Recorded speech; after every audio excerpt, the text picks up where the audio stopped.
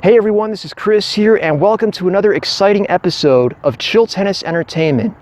In today's video, we're going to be discussing Novak Djokovic's recent record-breaking accomplishment of winning his 24th Grand Slam title by defeating Daniil Medvedev in the finals of the US Open in straight sets. Now, before we get into this topic, I'd like to encourage you guys, if you're new to this channel, to please take a minute to hit the subscribe button down below. That'll keep you notified of any time we release additional content like this.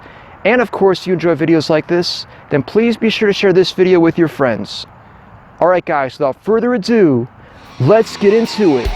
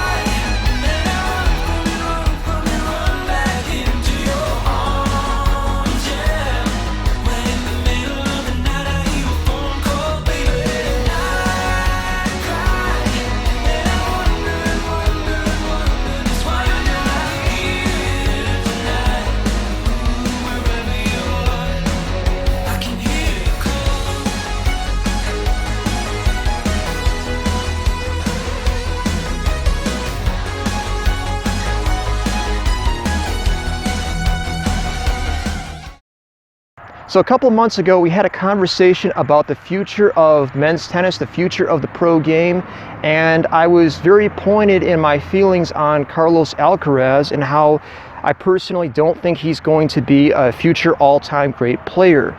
Carlos Alcaraz, of course, had just won Wimbledon at the time. He defeated Djokovic in what many people consider to be the best match of the year, stunning Djokovic in 5 sets at Wimbledon. And in the time since, these players would meet again in Cincinnati, with Djokovic narrowly edging Carlos in that match in the finals.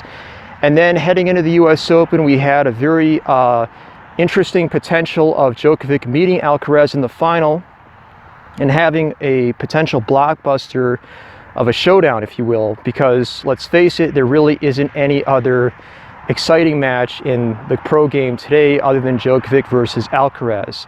Now, surprisingly, that's not what we got. We wound up getting Djokovic versus Medvedev, a repeat of the 2021 US Open final. And before we get into the final, I wanted to talk about a young player who I'm sure you guys are well aware of now, named Ben Shelton. Now, Ben Shelton has had a very interesting season. He started off by reaching the quarterfinals of the Australian Open, and he didn't really win very many matches in between that and his run at the US Open, but he had a pretty incredible run. He was able to make the semifinals of the US Open, and he looked very, very good in his matches leading up to the semis of the US Open. So I wanted to talk about Shelton a little bit and kind of give you my thoughts on that, because we really haven't covered him at all on this channel up to this point. First of all, first thing I want to say about it is that Shelton is a college player, so of course in today's game, usually college players don't win Grand Slam titles, but I'll admit he's a pretty exceptional tennis player. I would not be surprised if we see more good things from him in the years to come, especially given his age. He's only just turned 21 years old. And I actually think that he's going to be a very interesting player to watch, because he has a big game. He hits with a lot of power. Both of his parents were former Division I tennis players. And of course, we have to talk about his celebration, his hang up the phone celebration, which Novak Djokovic implemented so perfectly when he defeated him in their semifinal match.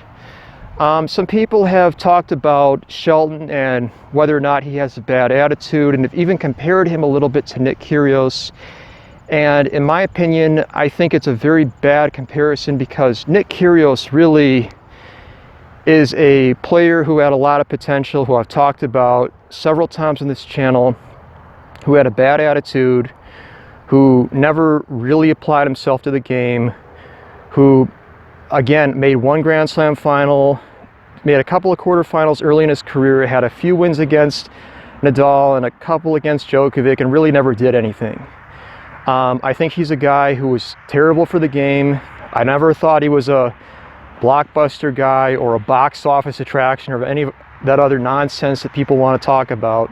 Ben Shelton, I think, is a lot different from that. I'm actually kind of excited about Shelton and his prospects a little bit, because he is out of the box and a little bit too explosive at this point. However, he is young, and I really appreciate his enthusiasm for wanting to get better and push himself. And that's something that Nick Kyrgios never had. He never talked about wanting to keep getting better and pushing himself. And clearly, Shelton is cut from a much different cloth. Plus the fact that his parents were former tennis professionals, at least his dad was, I think will be good for him in the long run. I would not be surprised if he has issues similar to Stefanos Tsitsipas, where he needs to really find a coach that can take him to that next level, and the parents just aren't capable of doing that.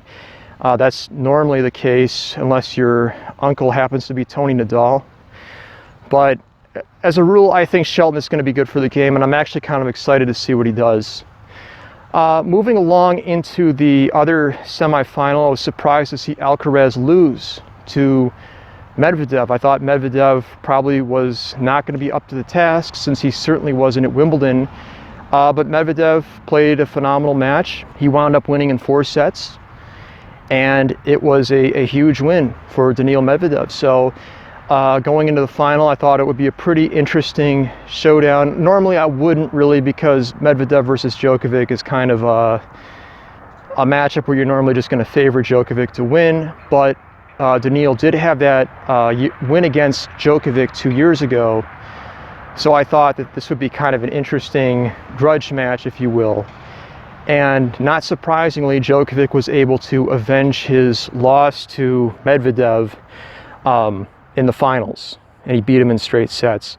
So looking ahead now, how do I see things breaking down into next year?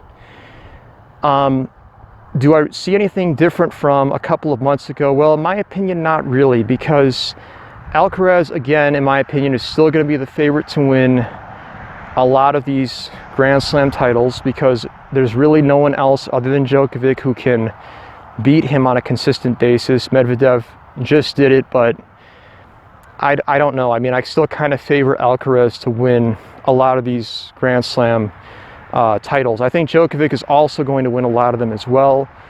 I wouldn't be surprised if Djokovic winds up winning 3 or 4 of them next year. I could also see him splitting them with Alcaraz, or maybe splitting them with Alcaraz and a different player.